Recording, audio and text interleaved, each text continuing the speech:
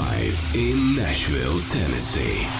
You are listening to the Nashville Daily Podcast. Nashville's #1 daily podcast.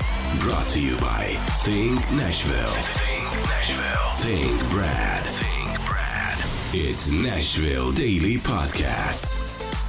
Good morning, Nashville. I'm Stuart Deming, and today's episode is brought to you by Brad Reynolds. If you are buying real estate here in Middle Tennessee and you're looking to get into a new home, you need to contact Brad Reynolds at thinkbrad.com, 615-856-3270. We have a real estate developer here in the studio, and we're going to be talking about real estate throughout Middle Tennessee. This is a really exciting episode. Aaron, how was your weekend? You went down to Georgia, right?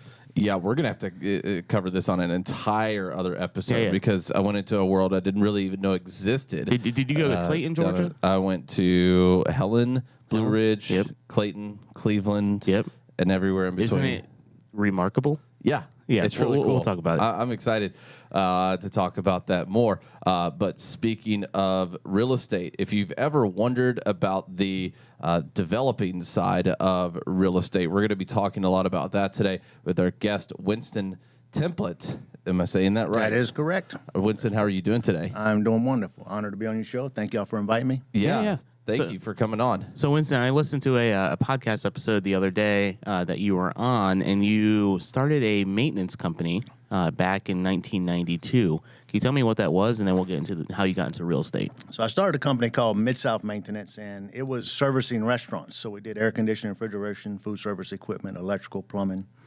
If it was in a restaurant, we fixed it. I don't care what it was. Okay. And then were you one of the main service providers in Middle Tennessee for that? By the time I sold that company in 2019, we had 72 employees and servicing just over 700 restaurants in Nashville. Oh, wow. Could I ask you what it was like to sell a business and then realize that COVID hit? Well, I sold a business that only serviced restaurants. So they went from 70 employees to 17 employees. I mean, it was a drastic thing. I don't want to, I'm thankful I sold it because that would have been a huge hit for me. But it was a huge hit for them also.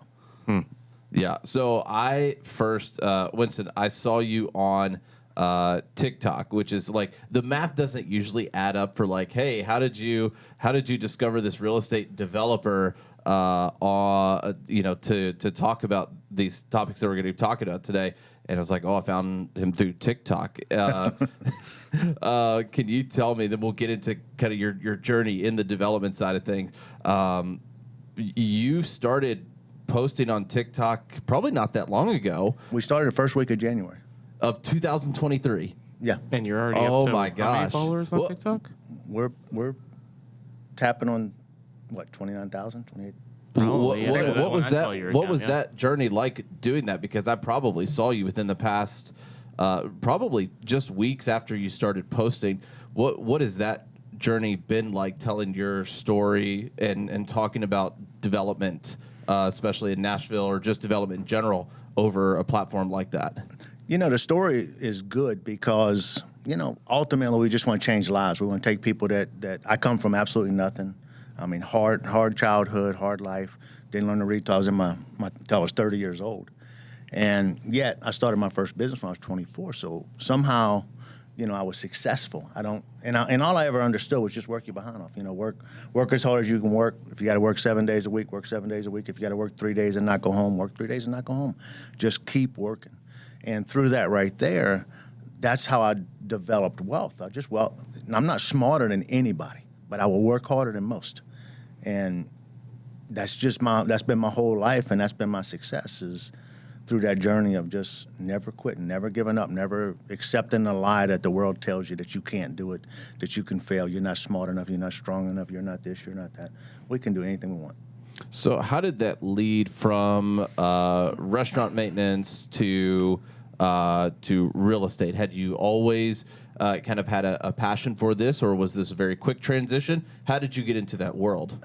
No, in 2006, I had a guy that worked for me that quit and started his own selling real estate. And he was trying to sell me a trailer park, and he tried forever to sell me that trailer park. And I would tell him, no, I'm not buying no trailer park. And he would say, there's synergy between your companies. And I'm like, okay, what does synergy mean? So then I got to look that up in the dictionary, figure out what synergy means. And I could see the synergy, but we never went home. I mean, we worked all the time. Mm-hmm. And he really just stayed on my behind until I bought that trailer park. And I bought it, it's funny because I think I bought it just to shut him up a little bit. And good friend of mine. And after I bought the trailer park, I looked at it and I said, well, we could do something different because it was an eyesore. It is a garbage trailer park that all the trailers are in the 60s and run down and everything else, drugs and, everything else that comes with that environment. And, so I looked at it and I said, well, maybe we can start a development. So I got with an engineer and we worked with an engineer and we just worked through it. And the engineer helped me along the whole way. I still work with the same engineer on my projects today. And he just walked me through the process, and he took care of everything with the city. I didn't take care of anything, and he just kept working it. Wow. Well, what was the biggest thing that you learned during that time of your first real estate transaction? I think the thing I learned through the development is just patience because it takes time. Mm-hmm. You got to, and fortunately, the project that I had was producing income. So I never went without money, and I wasn't sitting on buying a deal that was going to cost me several $1,000s a month to hold, and I didn't have a carry cost with it right there. So I bought something that made money at the time, and I just was able to do it, and it didn't matter how long it took. Mm-hmm. And then even after I got it rezoned and everything, we still didn't do anything with the project for years. And we can talk about that a little bit more. What? So then that was your first, and you still owned the maintenance company at this time.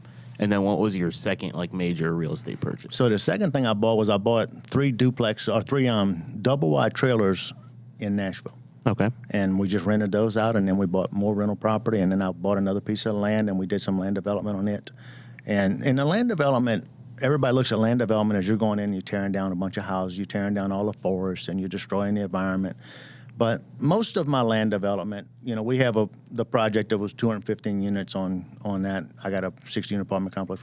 We do some stuff like that. Mm-hmm. But the majority of what we do is buying some land and subdividing it up and maybe putting 10 units on it, maybe 14 units on it or something like that right there. It's not about, I'm not trying to go out there and do multi-million dollar deals every time. I'm just going out there and earning a living for my family, and I enjoy it. I enjoy buying the property. I enjoy creating something that isn't there and making it something that it's not, and then bringing housing to our community. Yeah, and when you talked earlier about social media and TikTok, you were like, this is something that is very important to you.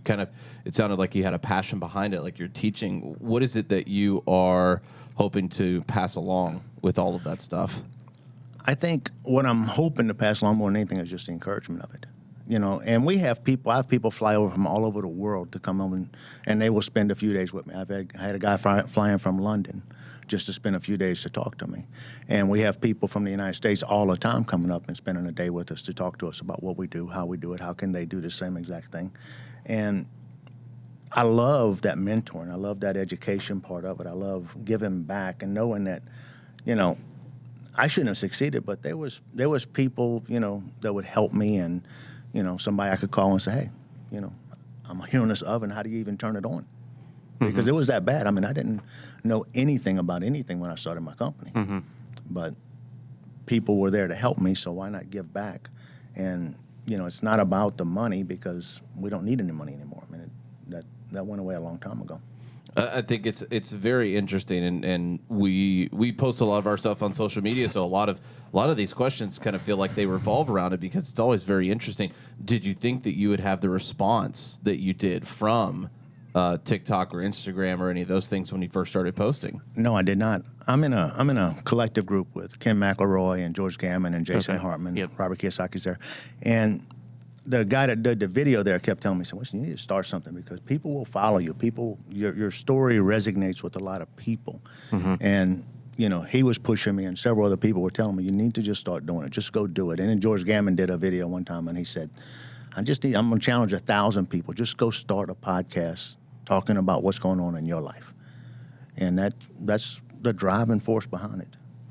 So what are the things that, when you think about the person who's on the other side of the screen, when you're talking to them, when you're telling your story, do you hope that you resonate stuff on the business side, the personal side, or you just hope that they realize, hey, if I can do it, there's something that you can do too. I think it's more about just if I can do it, you can do it too. Now, I think that a lot of people in our world right now are just beat down, and they really don't think they can do it.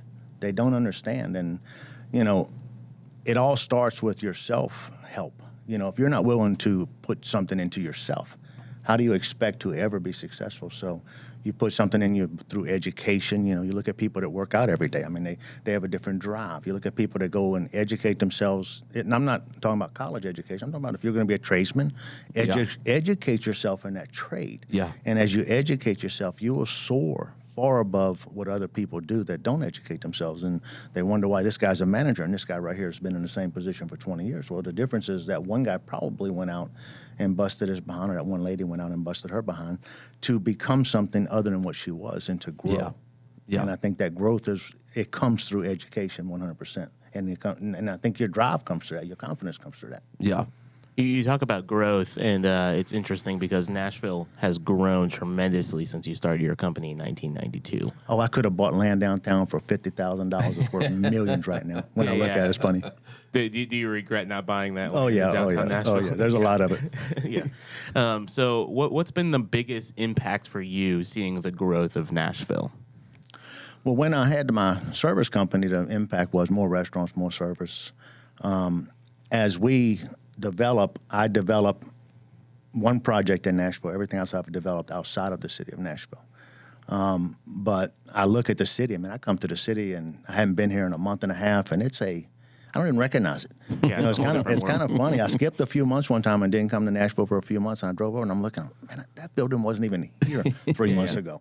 And I think it is amazing the growth that Nashville's having. Do you think that's impacting where you're located north of Nashville? Oh, no doubt. People, Millersville, where we live, is it's a bedroom community, so it's not something that's going to develop a lot of businesses. They're trying to bring some businesses in, which would be great, but because of the topography of the land and all, it'll be a bedroom community. So that's where people are going to go, and they're going to sleep, and then they're going to drive to a different city to work. And it's a good city for something like that right there. And you can see the growth happening in our city right now because of that right there. There's 350 units that are being built by Ryan Homes. There's I got a 60-unit apartment complex I'm building. Then there's another builder coming in building 350 apartments in there. Mm-hmm. And then I got a 10-unit townhome development I'm pushing through codes right now, or planning and zoning right now to develop.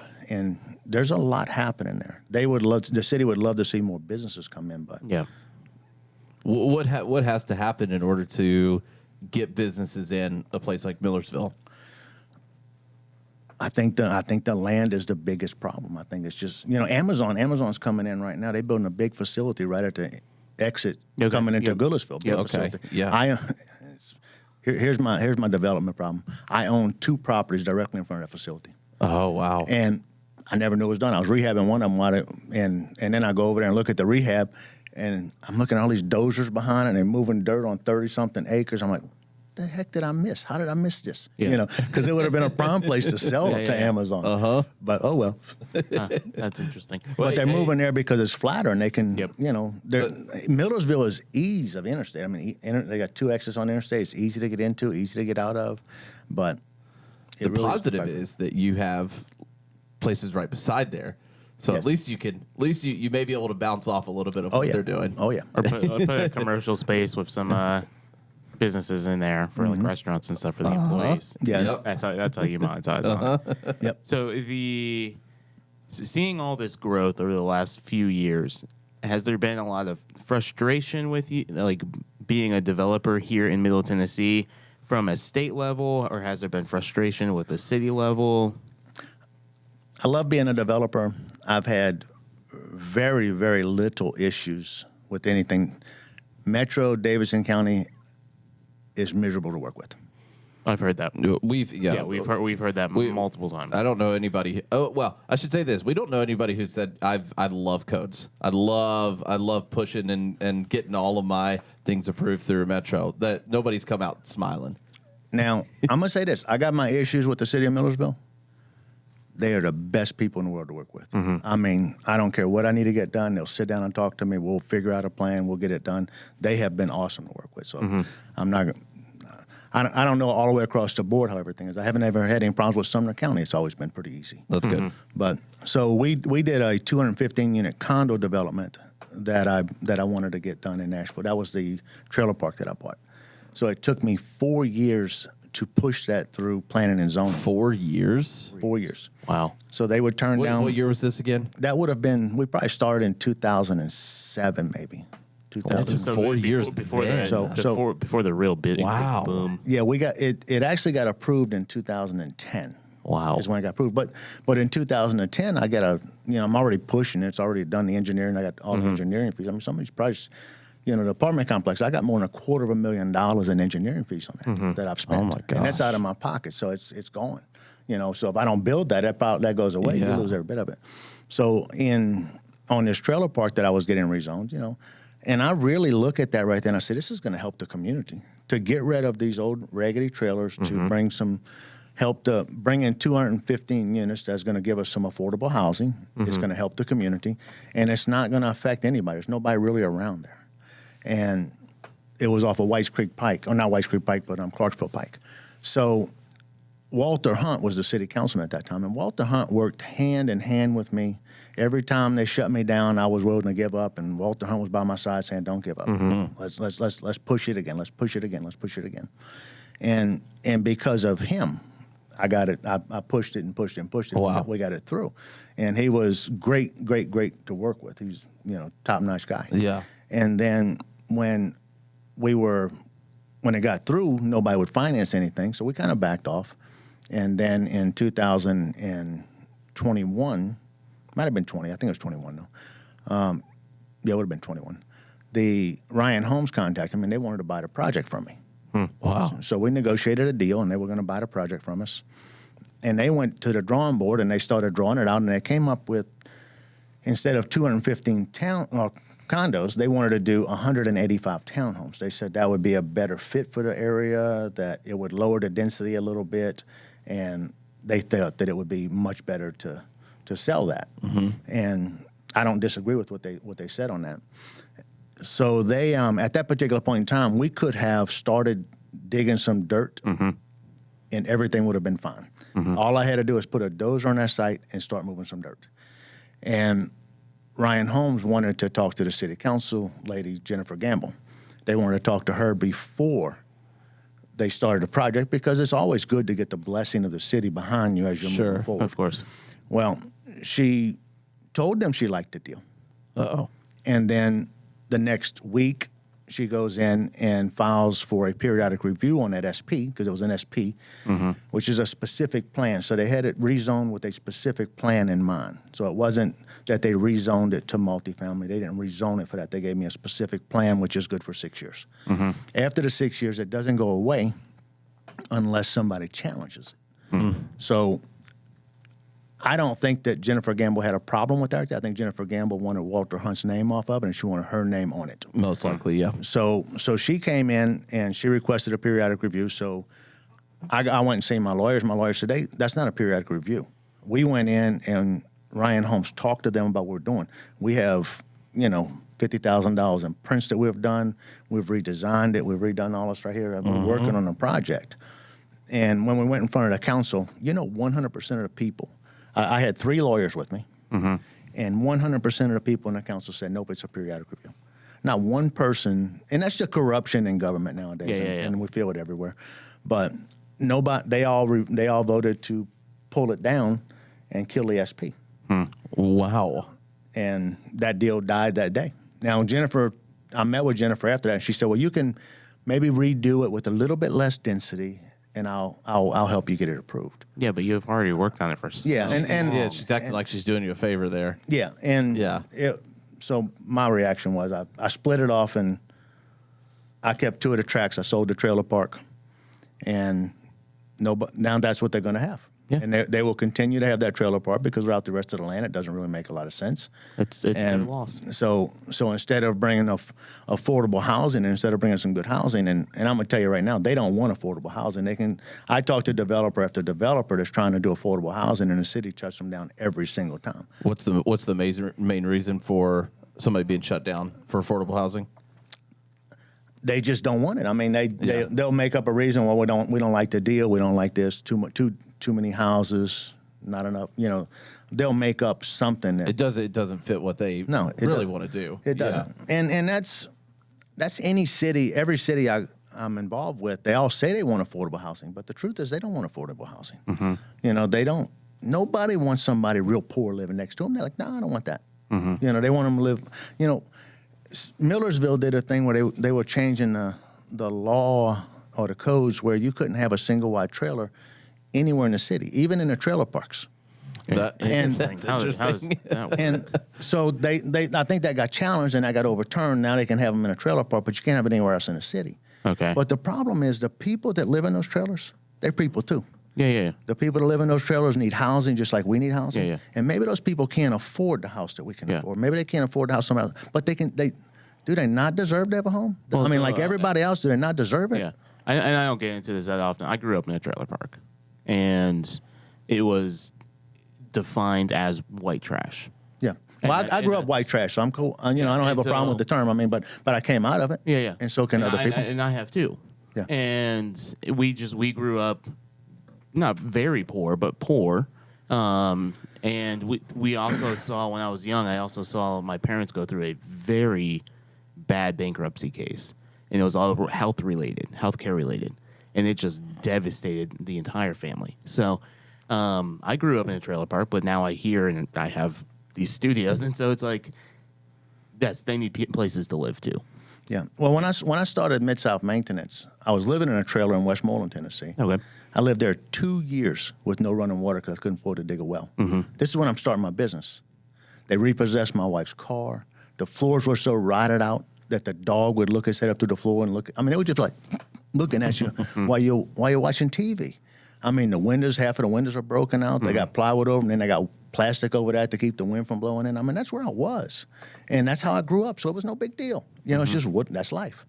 And you don't know anything different until you learn something different, until you experience something different. But I have a soft spot for that because I'm like, I think everybody deserves an opportunity to be successful.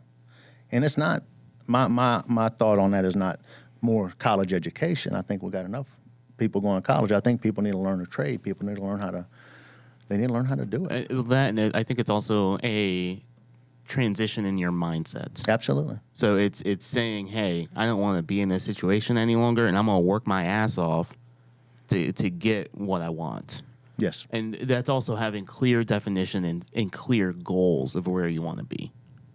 So let's just talk about that mindset thing for a second, because I know there's so many people that have it's called like a poverty mindset, where you just are constantly the victim. So how can somebody get out of that mindset? I think you have to work on yourself. I love listening to positive podcasts. I love listening to motivational speakers because, man, these guys will pump you up and let you know that you can do something extraordinary with not having any ability at all. You just got to want it. And if you want it, you can do it. And I think a huge thing for people is they got to develop that self-worth. My wife and I probably spend $250,000 a year on education for real estate. Every year. I mean, every year we spend that. And we travel all the time, and we'll spend $5,000 to go to a class, and we're always investing in ourselves. Now, I know people can't go spend that kind of money, but there's other things that people can do. And we were talking the other day about a meetup group. Do a meetup group and start bringing some people in, and let's just spend some more time helping people that want to be helped. If you want to be helped, we're more than happy to help you. And that's not something I need to be paid for. That's something that I can just do. Yep. It doesn't cost me anything but a few hours of my time. So what? So I'd like to do things like that, and just more businessmen giving back to the community is always a good thing. Or businesswomen giving back to the community to help people understand that you feel like it's too much for you to handle. You feel like it's too much for you to be able to conquer, but it really is never. We set that example. I'm tearing out some offices, and my people aren't moving fast enough. So I went in there yesterday, and I spent 3 hours, and I tore out a good section. And then I called my manager. I said, look, go to the office first thing in the morning. I want you to see what I did, because I did more in 3 hours than I got 2 guys that are doing in a day. I said, you fix that problem. And so you lead by example on that right there. You know, if I can do it at 54, these 20-year-old guys can do it too. And he'll go in there and give them a good talking to and build them up, and then we'll go sit down tonight and have a piece of cake or something. Sit around the office and talk for a few minutes after it's over with and just let everybody talk. Yeah. It kind of reminds me that the mindset thing, it's either sports or athletics, you hear people talking about a lot of the times, you know, the moment that you are, you know, and you can't work out every day, all day, because then you just die. But if unless you're the Rock and yeah, exactly. But the day that you don't go to the gym, that's the day that your opponent goes to the gym. The day that you don't do something, that's the day that somebody you're competing with is going to do that. So I resonate with the education side because, you know, if you are in business, I mean, you are competing. It's with a lot of things, but you're not competing directly with somebody like athletics. You're competing a lot against yourself. You're competing to have better knowledge. You're competing to know whatever market it is better, or to understand sales better, or to understand systems better. But the moment that you say, okay, maybe today I'm not going to do that and I'm not going to invest in myself, that's the moment that somebody else steps in who is doing that. So that resonates a lot. And I think that was there a moment where you realized, kind of, did you have like a light bulb switch at some point where you're like, okay, if I don't do this, then I'm on the path downward and not upward? Well, living in that trailer, I was on the path downward, and there really was no hope. There was no opportunity for me to get out of that right there. I didn't see it. I mean, I don't know anything.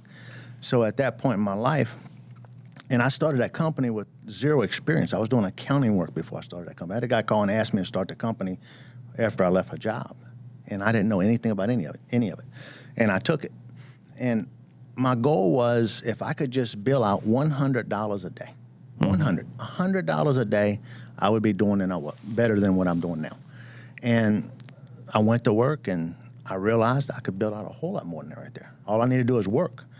And between March of 1992 and December of 1992, I built out $382,000 worth of business, just me. Wow. Now, I would go to work on a Monday, and I may not go home till Wednesday. I wouldn't sleep. I would work, and I did that. I didn't take a day off for 9 years. I mean, I worked every day, and I worked from can to can't, and sometimes I just too far out and I grab a hotel and get a few hours of sleep and go back to work. I mean, that's just what it was. But that was the drive, and once I realized I could do better than I was, then I put that as my main focal point in my life, which is probably not. I should have put my marriage a little bit in front of it, but I didn't. But I just didn't want to be poor no more. I didn't want to struggle no more. I didn't want to wonder, what are we going to eat? How are we going to eat? Is my wife's car going to get repossessed again? You know, what are the struggles? And maybe the fear of going back to where I was one of my biggest driving points. So it's never been about money. Money came as part of what I did, but it was never about money. I think it was more about security. Yeah, that fear is a very big driving point. Yeah. And fear for me, for a lot of things, is a very big driving point as well. If somebody was getting into this, what advice would you give them getting into the real estate development world like you're in? I think as I've been to thousands of conventions, I would suggest I would start by reading Robert Kiyosaki's book, Rich Dad, Poor Dad. I have listened to so many people through the years say that book changed every aspect of their lives. And it does. It changes the way you think. And then I would just tell them to educate yourself. There are people out there that will work with you. There are people out there that will help you. Nobody's in it by themselves. You find somebody that's an entrepreneur that has done it. And as long as I don't really want to fool with people that tell me they want to do it, but they don't show me they want to do it. But for somebody that's showing me that they want to do it, I will kill myself trying to help that person succeed. And you know, they just got to show me how bad they want it. But I want to help. And I think most people are that way. They want to help people who want to help themselves. I don't want to give them anything. I want to help them help themselves. You know, got the difference in that? No, yeah, absolutely. Teach a man to fish rather than give him a fish. Yeah. I mean, I don't want to be a philanthropist with it. I want to I want to go out. I'd rather, if I was going to give money away, I'd rather give money away to somebody that's going to build something to build education to help people, not go out and just do handouts and give people free food or free housing or free anything. You know, teach them. Speaking of teaching, you haven't, or you have on your links, which I would think is pretty clever. You have a template on your page. Is that right? Yes, we started out with the real estate template, Which is such a clever, and it's just a play on my last name. thing. Well, Jason Hartman, we were sitting there. We were in Mexico, I think, and we were talking. He said, "When are you going to start the podcast?" I said, "I don't know. We can't even find a name." He said, "A name?" He said, "Your last name is the name, the real estate." And he said, "The real estate template." And it took him like 2 seconds, and I'm like, "Huh, That's pretty good. So we started out with that, and then Nick is moving it. Nick is the guy that does my stuff, and Nick is moving it now to just real estate template because it makes it easier for people to find it and taking the out of it. Yeah. Nick's doing our stuff as well, so everybody say hi to Nick in the studio. What has it been so far? How long has that been going on for? We started at the first week in January. Okay, so the social media push has been like January. Yeah, for everything. Well, he comes in and he says, we got to use green. He said, everybody uses green. So if you look at my very first YouTube video, I look like the Hawk. I mean, I'm just fluorescent green. Like, okay, maybe we don't need. We still got it though. We didn't take it down as part of the experience, but we did that right then. So okay, maybe a little less green, and we're still working on getting it all together, and we still do. I'm out of town a lot, so I do a lot of travel and stuff. So we got to get all that situated where. Y'all do a daily podcast. That takes hold of your whole life. I mean, we don't even know. We don't know how we do it. You can't do the stuff that you want to do. And that's on everything else we haven't told you about yet. Yeah. And so, what's the goal with that podcast? So my goal with it is that I want to start some educational classes. Yeah. So I did some educational classes when I took off in real estate. I had just lost not a tremendous amount of money, about $8,000 a month for 3 years is what I wound up losing on 3 trailer parks I bought in Russellville, Kentucky. And after losing all that money, I didn't lose the money because I couldn't make it. I lost the money because I didn't know how to make it. Mm-hmm. I didn't know how to manage it properly, and I didn't know what I was doing wrong. And after I lost that money, I had a guy come to my office, and he gave me a Rich Dad, Poor Dad book. He said, "Have you read this book?" I said, "No." He said, "Well, I'm going to go buy it for you." I said, "No, I'll go buy it." He said, "No." He said, "I want you to read it." I said, "I'll buy it." He said, "You got to buy it tonight." And this is an insurance guy. He's selling me insurance. I said, "Okay, I'll go buy it tonight." And he called me the next morning. He said, "Did you buy the book?" I said, "Yeah, I bought the book." He said, "Okay, read it." And I read the book, and I was fascinated. This was in December of 2013. And I read the book, and then I went and bought another one of his books, and then another one of his books. And between December of 2013 and January of 2014, I'd read 6 of Robert Kiyosaki's books, and I was just infatuated with it. And he thought like I thought. I come from a real rough area. He come from a different class of area too, and just going through Vietnam and struggles with that right there. My dad was in Vietnam, so I struggled. Dealt with some of the same kind of stuff on a different level for sure. But as I'm looking at there, I go to the internet and I try to find what's another book. And I see that he has a class. There's a Rich Dad, Poor Dad, a Rich Dad education class going on in Tampa, Florida. Yep. So I called my wife. I said, "I'm going to Florida. You want to go with me?" She said, "I can't go to Florida." I said, "Okay." So off I went. And I flew there and I did this 3-day class.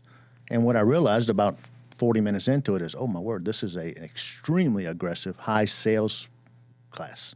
They are selling me something, and it's going to be expensive the way they push it. Yeah. You're about to spend a lot of money with them. Yes. So as I went through that, I got through about half of the day, and I went and talked to the people about what are you selling? They wouldn't tell me. They said, "We'll tell you tomorrow. We're not going to talk. We don't talk about that on day 1." And on day 2, I'm sitting there and I'm listening, and I'm thinking, I just lost a ton of money because I didn't know what I was doing. I don't really care what they're selling the class for. All it's got to do is save me one deal. If it saves me money on one deal, then I'll be doing better than what I'm doing. And the class came in. It was 8 classes for $35,000. So I bought the classes, and that was in January. February, I signed up to go to a class. Well, then I realized there's no classes in Tennessee. I got to travel. And every class you got to travel to. So they would let me do these 8 classes 3 times. So I flew to Texas and then Florida, then Seattle, Washington. Oh, so you got to go to each class multiple times. I could go to each class 3 times. That's cool. So, but for the next 24 months, I flew 4 days out of the month. I was Yeah. at a class somewhere. Wow. And those classes, I would do a class on, fix and flip. I would come home and I would do it. I would do a class on lease options. I would come home and do it. I would do a class on wholesale, and I'd come home and I would do it. And whatever the class was, I would do it. Well, I bought a house every month for that next 2 years. Wow. And as I was buying the houses, I was learning. And then we got inducted into the Rich Dad Hall of Fame in 2016. Or it was Elite Legacy by then. They bought the name for a while, and that just escalated. But all that time that we spent with real estate investors was just huge. And it doesn't matter whether you got a property or don't got a property. Everybody wants the same thing. And when you're in a group of like-minded people, it's incredible. So all that to say this, if we could, you asked what did I want to accomplish? If I could just start bringing people in that we can spend some time doing some classes, and I've done some classes in the past, so we have the material to do it, and just teach people how do you run the numbers, because so many people think they can do it and they don't understand the numbers, and if you don't understand the numbers, you fail. And numbers don't lie. No, and the numbers you never stress out. If you know what your numbers are, you really don't care, because you know best case scenario, you know worst case scenario, you accepted the fact that you can accept both of them. Yeah. And I would love to do that, and then just teach people how to do it. I mean, really, you bring people in for something like that right there, and, if I brought them, I got a place at my office, I could do that. So I could bring them into my office and, just have them a meal, because there's nowhere for them to eat in Millersville. We really don't have a restaurant. We got one. But, bring in a meal and, $100 a head to do it, cover the expenses of it, and still pay you to keep the lights on and stuff. And it just gives back. It gives back. Changes people's lives. That's awesome. And there's nothing like changing somebody's life. There's nothing. I've helped tons of employees throughout the years start their own companies as competitors of mine in the same industry. But never did we ever cross paths. They never went after any place I was working on. Never. Nobody. Yeah.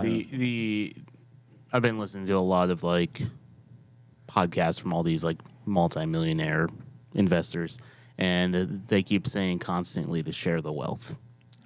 And you're passing on the knowledge that you have, and then other people's wealth will also grow as well. Absolutely. So it's really just a fascinating mindset to have. Winston, do you have anything in regards of favorite Nashville attractions that you go to, or favorite Nashville restaurants? What's one of your go-to places in town? We like to go to STK. Yep. We went there for Valentine's Day and enjoyed ourselves there. We do the Grand Ole Opry every now and then. We enjoy that right there. Yeah. And just going down and walking down Broadway or walking down Second Avenue ain't as good as it used to be right now. They working, especially because the bombing. They working on that. There was something happened, blew up over there. Yeah. But we like to just go, and we got some friends that play music in some of the bars, and just go and just sit and listen to them. And my wife and I like to dance together, so we just get out there and dance a little bit and just enjoy our time. But I am so pleased with Nashville right now, because 2019, 2020, you went through Nashville, and I'm from New Orleans, and New Orleans is a great place for food, but it's a nasty city. Yeah. And so I was seeing the same thing as you walk down Second Avenue and as you walk down Broadway. It was turning into the same as what I would remember New Orleans being like. And now you go through it, it's clean. Now you go through it, it doesn't smell like urine on the ground. Not as much, yeah. It is so much better than it was. And I'm proud of the city for doing that right there and recognizing, hey, we need to fix this. And they were probably fixing it the whole time, but it takes none of that stuff. None of that stuff happens in one day. It all happens over a period of time. But I think that the city is beautiful, and they're doing a good job with it. Winston, where could people follow you on social media? You can follow me on TikTok, Instagram, and YouTube. And the name of it is on TikTok, it's the real estate template. Okay. TEMPLET. On YouTube, it's just real estate template. And then on Instagram, I don't know why, but it's Winston Templet 007. I don't know. I love it. Don't ever change that. I think Nick, that's awesome. Nick did all that, so I really don't understand, but that's what it is. And I'm like, okay.